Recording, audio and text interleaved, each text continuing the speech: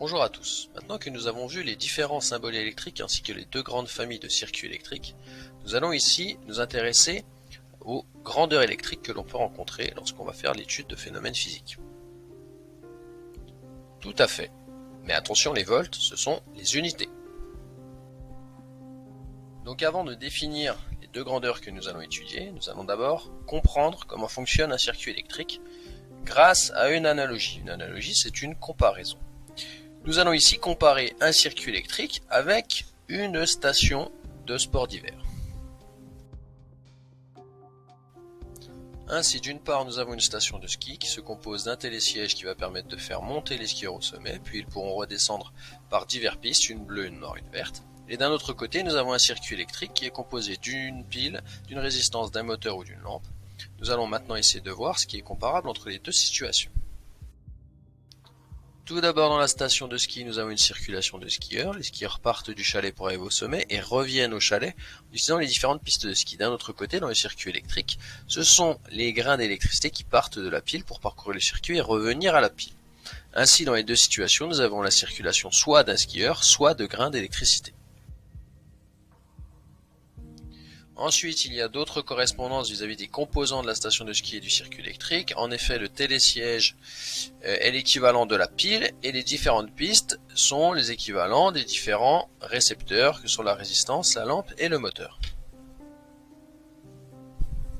Si on veut aller plus loin dans notre comparaison, il est nécessaire d'étudier le déplacement du skieur avec trois points caractéristiques.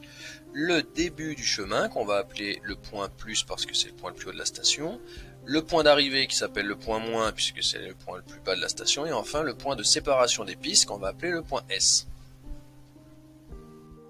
Si l'on suit maintenant les grains d'électricité, ils vont évidemment partir du côté plus de la pile en référence avec le sommet de la station pour parcourir le circuit et aboutir au côté moins de la pile en référence avec le point le plus bas de la station. Le point S, quant à lui, est présent au niveau de l'intersection juste après la résistance.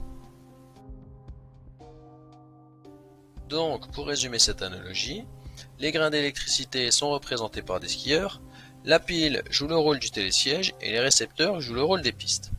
Maintenant, si l'on veut définir correctement les deux nouvelles grandeurs, il faut se demander quelles conditions sont nécessaires pour avoir une station de ski de descente.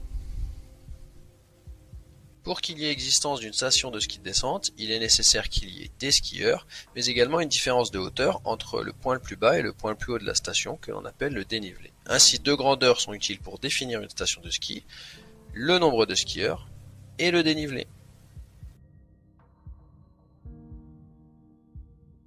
Ainsi, par analogie avec la station de ski, on va pouvoir définir deux grandeurs pour le circuit électrique. La première qui caractérise non pas le nombre de skieurs, mais le nombre de grains d'électricité parcourant le circuit, que l'on appelle l'intensité électrique.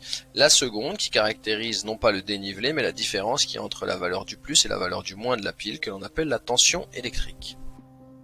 Nous venons donc de voir que dans un circuit électrique, deux grandeurs sont caractéristiques. D'une part, l'intensité électrique qui caractérise le nombre de grains d'électricité parcourant le circuit qui s'exprime en ampères.